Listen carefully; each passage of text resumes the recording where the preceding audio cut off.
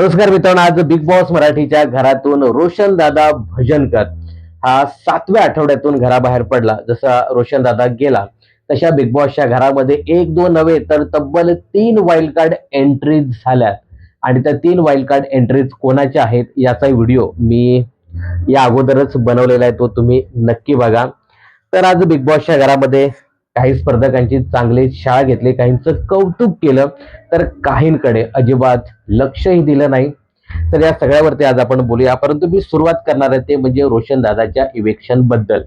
बघा, रोशन दादाचा जो काही सध्याचा गेम पाहायला मिळत होता, तर साहजिकच रोशन दादा जाणार होता आणि बिग बॉसने तशी आखणी देखील केली होती.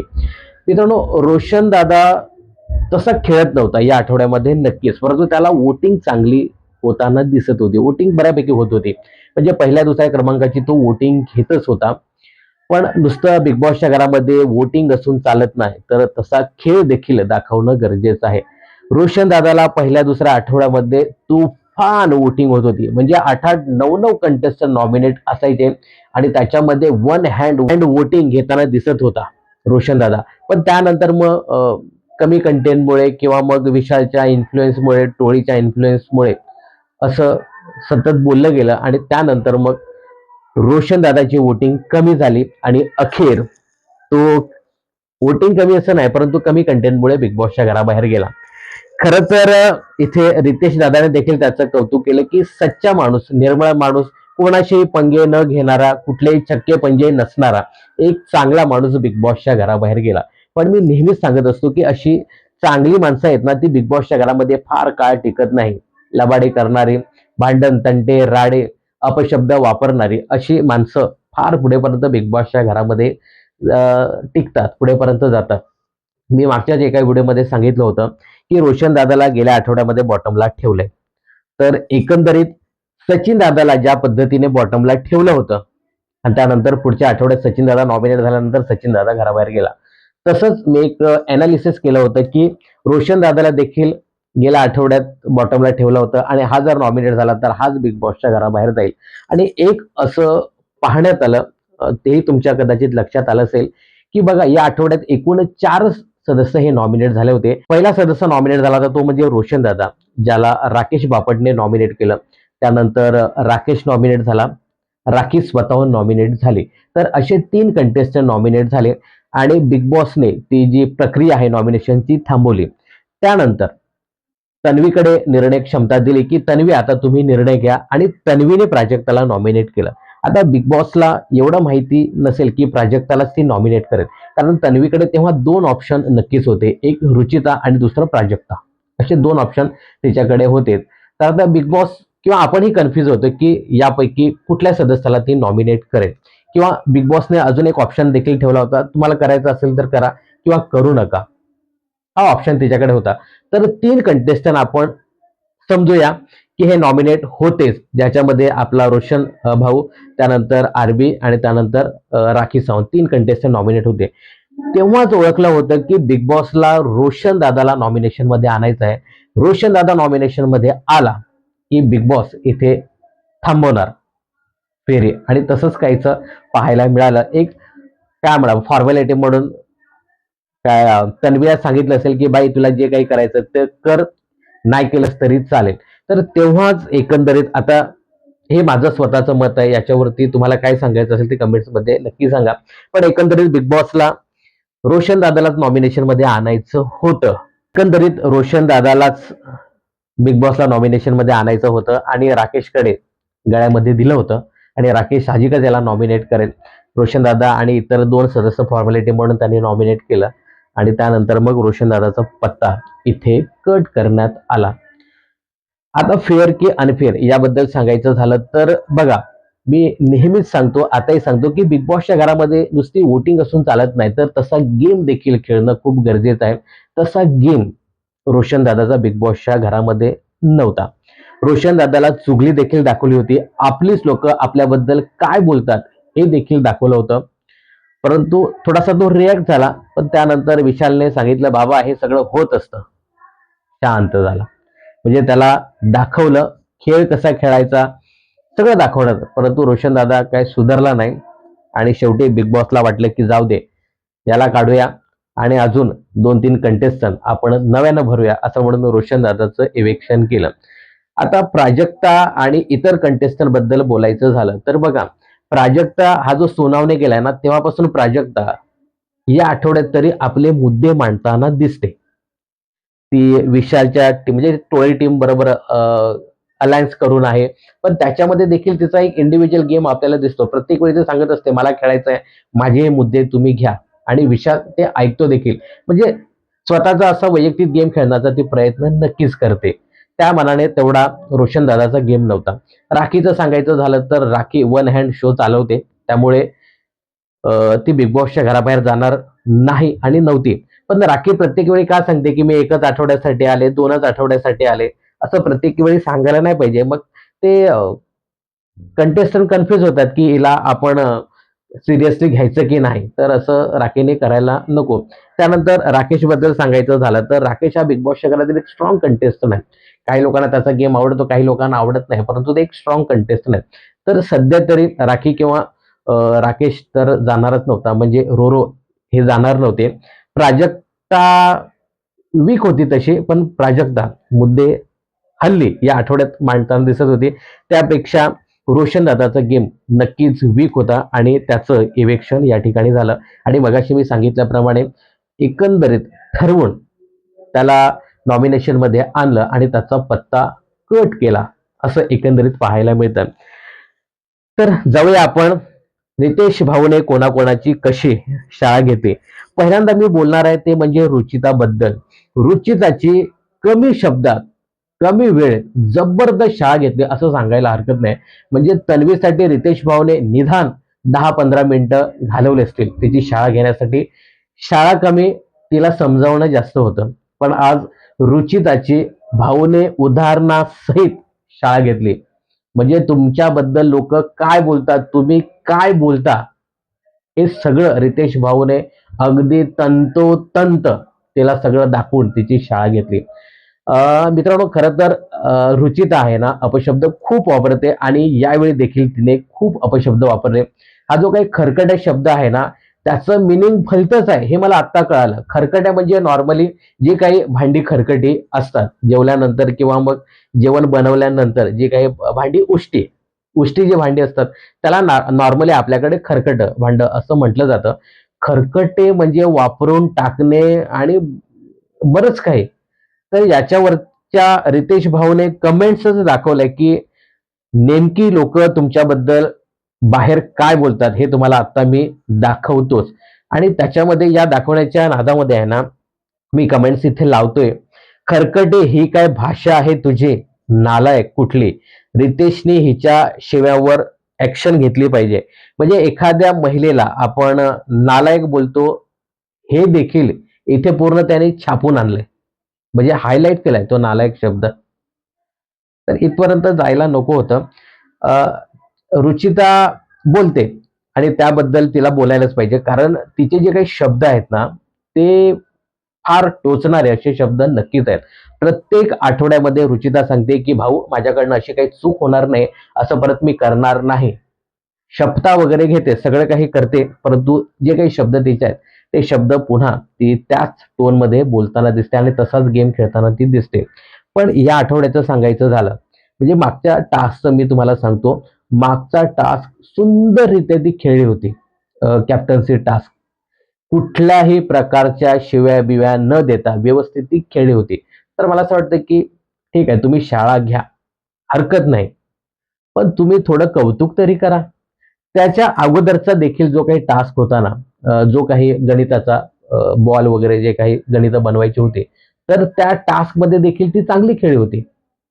तिची जी काही एनर्जी होती टास्क खेळण्याची, तर काय म्हणू आपण बऱ्यापैकी ती खेळली होती. बऱ्यापैकी नाही, चांगलीच खेळली होती. परंतु त्याचा ग, न, भ एका शब्दाने देखील तिथे तिच्या चुका काढल्या. ठीक आहे. ती थोडीफार ओरडली होती तिथे. तन्वी पण ओरडली. त्या दोघींचा आवाज थोडासा वाढला होता. पण थोडंसं खेळाचं कौतुक देखील करायला पाहिजे. रितेश भाऊ इकडे शब्दकोशच मराठीचा घेऊन आले ते, की तुझी ही भाषा आहे. त्या भाषावरती बरेच शब्दकोश आहेत आणि हा जो काही शब्दकोश आहे मी तुमच्यापर्यंत नक्कीच पाठवेन. आणि ज्या पद्धतीने ती भाषा वापरते, तर या भाषेमुळे तुझ्या या खेळामुळे आणि ज्या पद्धतीने तू खेळ खेळते, ज्या पद्धतीने तू भाषा वापरतेस, तू लकी आहेस, तू नॉमिनेट नाही तर तुला एका झटक्यात प्रेक्षकांनी बाहेर काढलं असतं. इथपर्यंत तिची पोलखोल रुचिताची केली भाऊने यावेळी. आणि प्रत्येक वेळी असं काय होणार नाही असं म्हणून ती सांगताना दिसते. पण मित्रांनो एक आहे, रुचिताचा अजिबात आपल्या शब्दावरती कंट्रोल नाही. म्हणजे मी इथे लिहून घेतलेत बारक्यासाठी जे काही शब्द ती वापरते, म्हणजे काळ तोंड्या, माकड, कुत्रा, वटाण्या आणि रताळ्या, बरंच काय असे शब्द तिने वापरलेत. आणि गेल्या आठवड्यात पण काय म्हणू आपण खरकटे आणि अजून एक दुसरा शब्द वापरला. तर थोडंसं आहे ना, रुचिताने आपल्या शब्दावरती कंट्रोल ठेवायला पाहिजे. बाकी रुचिता सध्या जे काही बिग बॉसचा जो काही कंटेंट जसा पाहिजे तसा ती देताना नक्कीच दिसते. पण मित्रांनो एक मी नक्की सांगेन की तुम्ही जे काही ती बोलते त्याच्यावरती नक्कीच बोला, तुम्ही त्याच्यासाठीच आहात. पण चांगला जर कोणी गेम खेळत असेल तर त्याचं देखील कौतुक करा. त्याचा एक मुद्दा अजून इथे काढला आणि तो काढणं खूप गरजेचं आहे आणि तो तिला दाखवणं गरजेचं आहे. बघा रुचिता आहे ना, ही प्रत्येक वेळी तन्वीच्या मुद्द्यात घुसते म्हणजे घुसते. रितेश भाऊने बरोबर सांगितलं की जिथे तन्वी आहे तिथे तू जातेस. मग आपला तो बाथरूमचा मुद्दा होता, तिथेही राखीने प्राजक्ता, विशाल या लोकांना तिथे बोलवलं होतं की आपण तिकडे जाऊया. रुचिता गेली की मला बघायचं आहे काय इथं चालतं. एक त्यानंतर जे काय अंडी फेकली वगैरे झाले तिथे देखील रुचिता पुढे पुढे होती. तर म्हणजे रुचिताला ही जाणीव करून दिली की तन्वी असेल तिथे तू असणारच आहे. तुझा गेम तन्वी वाचून झिरो आहे. तन्वी असेल तरच तुझा गेम दिसतो, असं कदाचित भावना तिथे सांगायचं असेल आणि हे कदाचित रुचिताला देखील समजलं असेल. तर मला असं वाटतं की कमी शब्दात रुचिताची इथे जबरदस्त शाळा कानउघडणी केली आणि मला असं वाटतं की सगळ्यात जास्त रुचिताची शाळा घेतली. मित्रांनो एवढी रुचिताची शाळा घेणं खरंच अपेक्षित होतं का? याबद्दल तुम्हाला काय सांगायचं हे कमेंट्स करून नक्की सांगा. तर बघूया अजून भाऊच्या धक्क्यावरती काय काय झालं. मित्रांनो भाऊ इथे धक्क्यावरती येतात आणि ते सांगताना दिसतात, काय मग कसा गेला तुमचा आठवडा? सगळे सांगतात मस्त पैकी. इथे राखी तोंड लपवत होती, कारण जे काही कांड केलेले पूर्ण आठवड्यात बिग बॉसच्या घरामध्ये, तर तोंड दाखवू शकत नव्हते. तर भाऊ इथे सांगताना दिसत आहेत की हे मराठी बिग बॉस आहे, दुबईचं बिग बॉस नाही. राखी सरळ सांगते की भाऊ मी एवढे कांडच केलेत, काय तोंड मी दाखवू. त्यानंतर जो काही कट केला, हेअर कट केलाय, तो हेअर कट नव्हे तर ब्रेकअप कट नव्हे तर तो राकेश बापट कट आहे. तर मित्रांनो राखी आणि राकेश जे काही सध्या बिग बॉसच्या घरामध्ये करतायत तर ते पाहून बरं वाटतं. सगळं हे कॉमेडीच्या रूपात आहे, पण जी काही ती ऍक्टिंग करतात ती ऍक्टिंग बरी वाटते, इतर लोकांपेक्षा तरी जरा तरी चांगली वाटते. तर याच्याबद्दलच भाष्य करताना इथे रितेश भाऊ म्हणतात की राकेश आणि तन्वीचा जो काही कजरारे डान्स झाला हा लोकांना अजिबात आवडलाच नाही. राखी बोलते खरंच देवा परमेश्वरा बरं झालं बरं झालं हा आहे माझ्यासोबत अजून.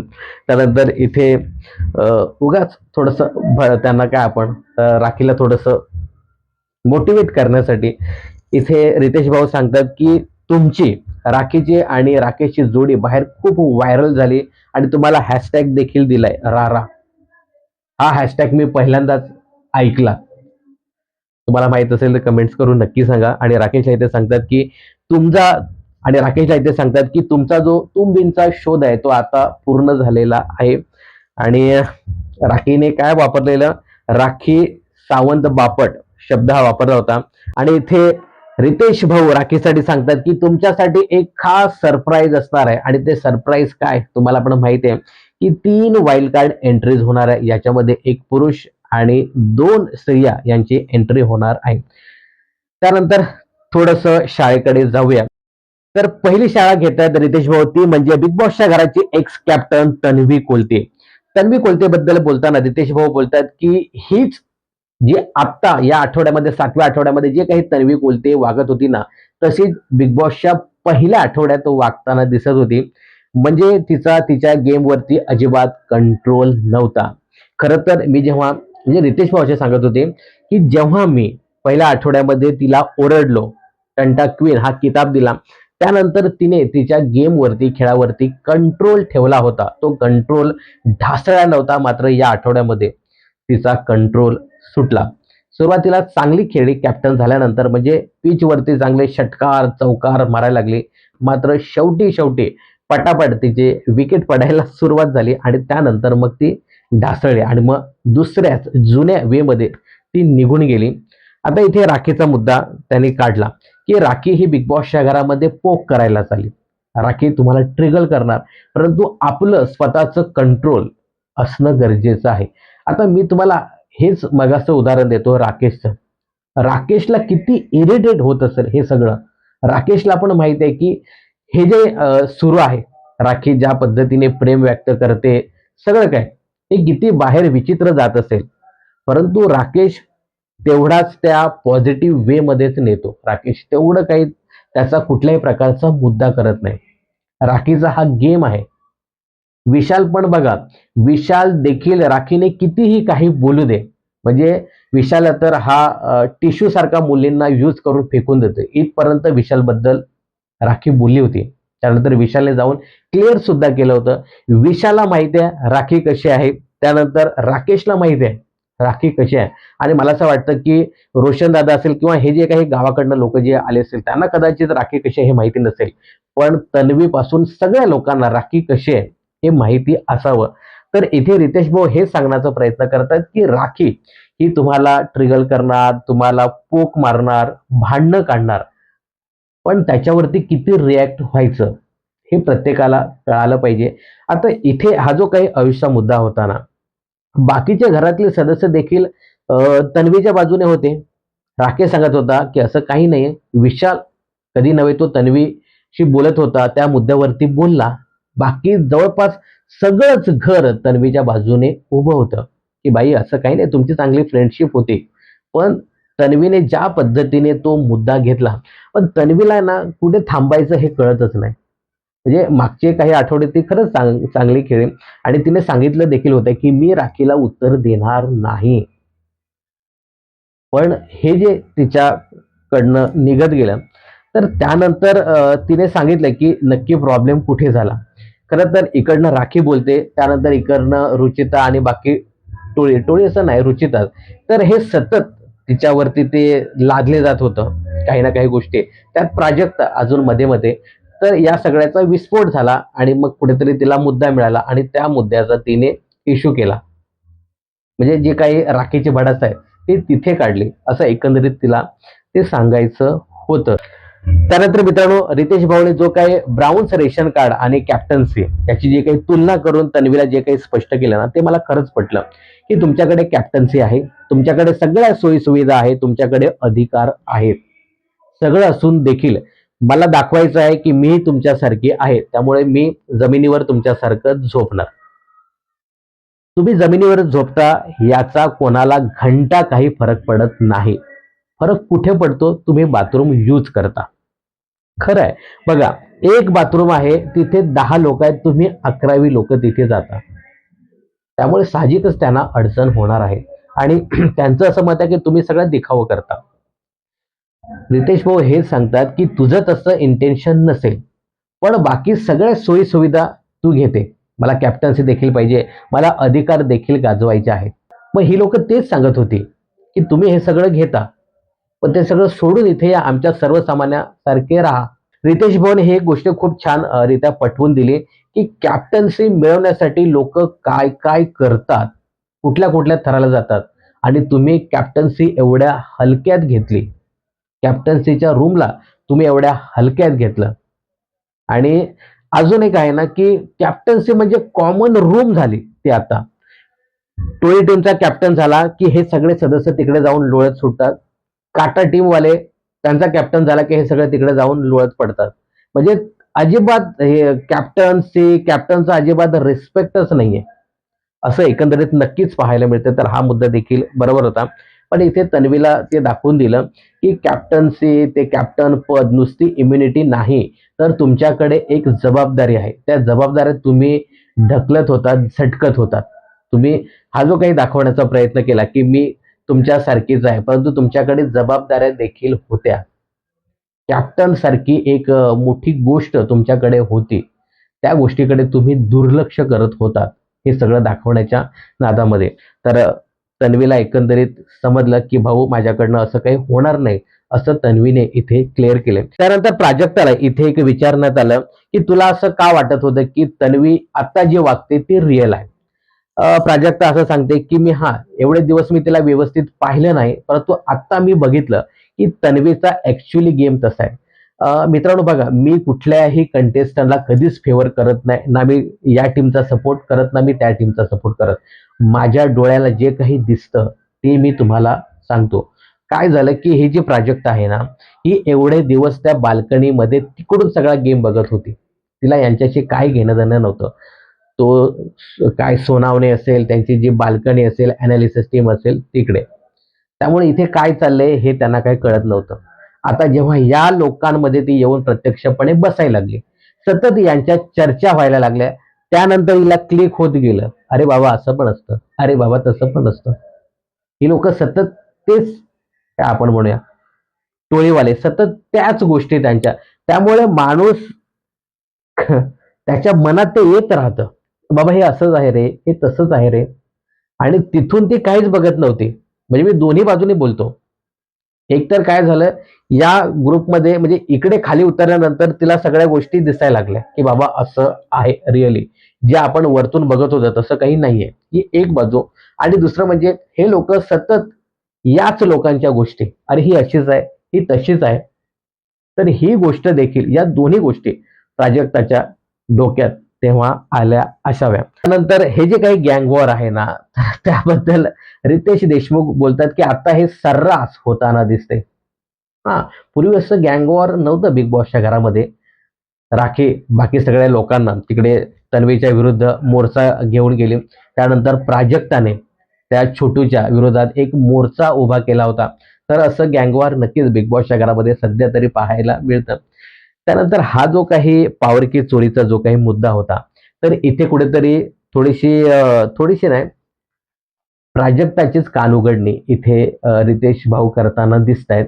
प्राजक्ता आणि छोटूचं चांगलंच वाजलं होतं याच्यावरनं. तर हा छोटू आहे ना, आता बघा, हे लोकं कुठला बिग बॉस बघतात आपल्याला माहिती नाही. पण हा छोटू काय करतो, की प्रत्येक खबर काढतो, ऐकतो हे लोकं काय बोलतात आणि ते तिकडं जाऊन सांगतो. तर हाच तो मुद्दा होता. बाकी ॲनालिसिस प्लस ती टोळी तिकडे बसली होती आणि हा छोटू असा एक पाय सोफ्यावर टाकून असा झोपला होता, बसला होता. तो ऐकत होता. मग सहज प्राजक्ता बोलली, की "ऐकलंस ना आता? हे ऐकलंस आता तिकडे जाऊन सांग." एवढाच मुद्दा होता आणि ते जवळपास माझ्या मते तरी खरं होतं ते. आता याचा कुठेतरी रितेश भाऊने मुद्दा बनवला, की "तू सतत सांगत असतेस, की महाराष्ट्र बघतो, महाराष्ट्र बघतो. तुला देखील महाराष्ट्र बघतो. महाराष्ट्र काय डोळ्यावरती पट्टी बांधलेला नाहीये. तू काय खेळते हा गेम. तू काय खेळते त्या छोटू बरोबर काय वागलीस हे देखील महाराष्ट्राने बघितलं आणि त्याच्यावरती प्राजक्ताची जबरदस्त कानउघडणी केली. खरं तर मला असं वाटलं होतं, की हा जो काही चावीचा मुद्दा आहे, पॉवर की चोरीचा, तर हा बऱ्यापैकी मोठ्या पद्धतीने हायलाइट होईल. परंतु तेवढं तसं काही रितेश भाऊ बोलताना दिसले नाही. इथे थोडीशी प्रभूला ताकीद दिली. तुम्ही जे काही केलं, ज्या पद्धतीने ते घेतलं, ते घेतलं नाही तर ती तुम्ही चोरी केली. एखाद्याच्या पर्सनल स्पेसमध्ये जाऊन तुम्ही अशा प्रकारे वस्तू घेऊ शकत नाही. ही चोरीच आहे. जर तो विसरला असता, कुठेतरी वेंधळ्यापणाने ठेवला असता आणि ते तुम्ही उचललं असतं, तर ठीक आहे. परंतु ती तुम्ही तिथे जाऊन ती गोष्ट घेतली. मित्रांनो, अशा तर प्रत्येक वेळी पॉवर की येतील आणि अशा चोऱ्या होतील. तर याच्यावरती आहे ना, कठोर काहीतरी करणं गरजेचं आहे. माणूस किती ती चावी सांभाळून ठेवेल. पॉवर की फार महत्वाची आहे या सीझनमध्ये. तर त्याच्यावरती काहीतरी बिग बॉसने निर्बंध घातले पाहिजेत, की अशा अशा पद्धतीने चोरी होत असेल तर ती ग्राह्य धरली जाणार नाही त्या चोरणाऱ्याने, असं काहीतरी करायला पाहिजे. आणि काय झालंय की डे वन पासून अशा प्रकारच्या चोऱ्या होत होत्या, त्याच्यावरती बिग बॉसने कधीच आळा लावला नाही किंवा मग रितेश भाऊने त्याच्यावरती कुठलीही मोठी ऍक्शन घेतली नाही. त्यामुळे अशा प्रकारची प्रकरण घडत गेली. खरं तर बिग बॉसच त्याच्यात मोठा दोषी आहे असं सांगायला हरकत नाही. याच्यावरती प्राजक्ताची देखील कानउघडणी करतात, की तुम्ही देखील तेवढ्याच दोषी आहेत. तुम्ही ती व्यवस्थित सांभाळून ठेवायला पाहिजे होती. प्राजक्ताने पण व्यवस्थित सांभाळून ठेवली होती. आता तिला काय माहित, की एवढ्या आतपर्यंत माझ्या पर्सनल त्या पाऊचमधून कोणी ती चावी काढेल. अनुश्रीचं इथं कौतुक करतात, की अनुश्रीने बाथरूममध्ये ती चावी लपवून ठेवली होती. अनुश्रीचं यावेळी रितेश भाऊनी कौतुक केलं, तर थोडंसं कौतुक अनुश्रीचं व्हायलाच पाहिजे होतं. कारण नुकतीच अनुश्रीने टोळी सोडली होती आणि त्यानंतर नंबर्सची गरज होती. लोकं आपल्याकडे येणं अपेक्षित होते. कारण ही जी काटा टीम आहे, ही साहजिकच त्या प्रभूला वोटिंग करणार होती. तशी लोकं 0 होती अनुश्रीकडे. तरी देखील तिने ती कॅप्टन्सी खेचून आणली, लोकं आपल्याकडे आणले. अनुश्रीचं एक काय म्हणूया, की आपण डे वन पासून तिची इच्छा होती, की मला कॅप्टन व्हायचं आहे. कॅप्टन होण्यासाठी ती आपल्याच टीममध्ये राहून इतर लोकांशी व्यवस्थित संवाद साधत होती. आपला इंडिव्हिज्युअल गेम दाखवत होती. टोळी सोडली तरी तिने आपला इंडिव्हिज्युअल गेम दाखवला. पण मित्रांनो, या कौतुक सोहळ्यामध्ये आहे ना, काही गोष्टी रितेश देशमुख यांनी थोड्याशा डिनाय केल्या, की त्या त्यांनी घेतल्या नाही. एकतर अनुश्री या टीमचा अख्खा गेम तिकडे एक्सपोज करत होती. याच्यावरती देखील बोलायला पाहिजे. बऱ्याच गोष्टी अनुश्रीच्या देखील चुकल्या होत्या. पण त्या तेवढ्या काय दाखवल्या नाही. मात्र अनुष्काचा कॅप्टन झाली. अनुष्काचा खेळ दिवसेंदिवस रंगत चाललाय, बदलत चाललाय. म्हणजे ज्या अनुष्काला मी पहिल्या आठवड्यात बोललो होतो, हीच अनुष्का आत्ता आहे का? तर हा जो काही बदल आहे याच्यावरतीच रितेश देशमुख यांनी भाष्य केलं. त्यानंतर मित्रांनो इथे राकेश बापटची चांगलीच कान उघडणी केली आणि याच्यामध्ये कान उघडणी करणं ना फार गरजेचं होतं. राकेश बापट हा बिग बॉसच्या घरातील एक समजूतदार खेळाडू आहे असं मी सांगेन. कारण तो ऑलरेडी बिग बॉस करून आलाय. कसं खेळायचं, कसं वागायचं हे त्याला चांगलंच माहिती आहे. परंतु एखादा टास्क आला आणि त्याच्यावरती काय आलं, मी नाही खेळत. हे असं करत असेल तर मी खेळणारच नाही. मग मी हे काढून टाकेन, मी हे तोडून टाकेन. जा कट्टी. हे जे काही राकेशचं प्रत्येक वेळेचं आहे ना, तर रितेश भाऊने बरोबर सांगितलं, की हे प्रत्येक वेळी तुझं काय असतं? यावरती राकेश बोलतो, की "भाऊ हो, माझ्याकडनं ती चूक झाली." गेल्या वेळी पण सांगितलं, "माझ्याकडनं चूक झाली." अरे तू समजूतदार खेळाडू आहेस. तूच जर असं करत असेल तर मग कसं चालेल? त्यानंतर मग तो सागर त्याच्यावरती प्रचंड भडकला. त्या सागराचा एक बिग बॉसच्या घरामध्ये झिरो गेम आहे. तन्वीवरती ओरडायचं, दीपालीवरती ओरडायचं, राकेशवरती ओरडायचं. एवढाच काय त्याचा सध्या बिग बॉसच्या घरामध्ये गेम आहे. याच्यावरती त्या सागरवरती तर एक चकार शब्द देखील रितेश भाऊने काढला नाही. कारण तो बिग बॉसच्या घरामध्ये खेळतच नाही. याच्यावरती काय काढायचा चकार शब्द? सागर जर नॉमिनेट झाला ना, तर यावेळी तोच बिग बॉसच्या घराबाहेर जाईल असं एकंदरीत दिसतंय. त्यानंतर अंड्याचा मुद्दा इथे काढला आणि राखी सावंतची जबरदस्त शाळा घेतली आणि ते व्हायलाच पाहिजे. राखी सावंत ही छान जेवण बनवते. जेवणाचं महत्व राखीला चांगलंच माहिती आहे. असं असून देखील राखीने जी काही अंडी फेकली ना, राखीला सगळं रिअलाइज होतं, की मला असं करायला नको. परंतु कंटेंट देण्याच्या नावावरती, दिसण्याच्या नावावरती, एंटरटेनमेंटसाठी राखी हा जो काही खालचा थर गाठते ना, जेवणापर्यंत जाणं, हा थोडासा चुकीचाच आहे. तर राखी तू सगळं कर. खूप छान सगळं काही दिसतं. तू जे काही एंटरटेन करते ते. पण जेवणापर्यंत किंवा मग ते फेकून देणं, इथपर्यंत येऊ नको. तर मित्रांनो अशा प्रकारे काही मुद्द्यांवरती रितेश देशमुख यांनी चांगलीच शाळा घेतली काही स्पर्धकांची. याच्यामध्ये अ, रुचिताची जबरदस्त शाळा घेतली. जे मी मगाशी सांगितलं ना, की कमी शब्दात सगळ्यात जास्त शाळा झाली ती म्हणजे रुचिताची. त्यानंतर तन्वी कोलतेची देखील शाळा झाली. परंतु तन्वीला शाळा कमी आणि समजवणं जास्त होतं. त्यानंतर प्राजक्ताला देखील बोललं गेलं. इथे आहे ना काय म्हणू आपण रोशन भाऊ याला तू गेम कसा खेळतोस, कसा खेळायला पाहिजेस, तसं नॉमिनेशनमध्ये तू सामोरं जायला हवं होतंस. तुला इथे राकेशने डील दिली होती तरी म्हणजे त्याला खरंच तेव्हा कळालं नव्हतं, की नेमकं राकेश काय बोलतोय नॉमिनेशनमध्ये. त्याचं पूर्ण लक्ष ना मला विशाल काय सांगतो त्याच्याकडेच होतं. तर त्याला ते तेवढं खरंच कळत नव्हतं आणि त्याला नाही कळत हा बिग बॉसचा गेम. मला विशाल बोलला, रुचिता बोलली तर मला कळेल ही लोक आपले आहेत असं म्हणून तो गेम खेळतो. बाकी लोक काय बोलतात हे त्याला कळत नाही. तर एकंदरीत तू कसा गेम खेळतोस, कसा गेम खेळायला पाहिजेत होता हे दाखवून इकडे रोशन दादाचा पत्ता बिग बॉसने कट केला. रोशन दादाचं इव्हिक्शन झालं. बिग बॉसने खरं तर त्याला काढलं असं सांगायला हरकत नाही. आता 3 वाईल्ड कार्ड एंट्रीज बिग बॉसच्या घरामध्ये झाली. पहिली वाईल्ड कार्ड एंट्री आहे ती म्हणजे स्टार प्रवाहावरील एक लोकप्रिय अभिनेता संकेत पाठक. त्यानंतर जाऊबाई गावात या रियालिटी शो मधील संस्कृती साळुंके. त्यानंतर हिंदीमधील एक लोकप्रिय अभिनेत्री आहे रेवा कौरसे नावाची. तर अशा 3 वाईल्ड कार्ड एंट्रीज झाल्या आहेत. आता या 3 वाईल्ड कार्ड एंट्रीने बिग बॉसच्या घरामध्ये काय काय हंगामे होतात, या 3 वाईल्ड कार्ड एंट्रीज कोणाच्या बाजूने खेळतात, काटा की मग टोळी, हे पाहणं खूपच इंटरेस्टिंग ठरणार आहे. तर मित्रांनो, आज ज्या पद्धतीने रुचिताची शाळा झाली तर थोडेसे भाऊ जास्तच बोलताना दिसत होते. ती बोलते रुचिता, मान्य आहे. पण बिग बॉसच्या घरामध्ये या आठवड्यात तिने गेम देखील चांगला खेळला होता, तर त्याच्याबद्दल देखील बोलायला पाहिजेच होतं. यासोबतच रोशन दादाचं जे काही इव्हिक्शन झालं ते फेअर होतं की अनफेअर होतं, याबद्दल तुम्हाला काय सांगायचं हे कमेंट्स करून नक्की सांगा. आणि हो, ह्या ज्या काही 3 वाईल्ड कार्ड एंट्रीज झाल्या, या वाईल्ड कार्ड एंट्रीजने कोणाच्या ग्रुपमध्ये खेळावं याबद्दल तुम्हाला काय सांगायचं हे सुद्धा कमेंट्स करून नक्की सांगा. बिग बॉस आणि मनोरंजन क्षेत्रातील अशाच फिल्मी अपडेट जाणून घेण्यासाठी चॅनल जर सबस्क्राईब केलं नसेल तर जरूर करा.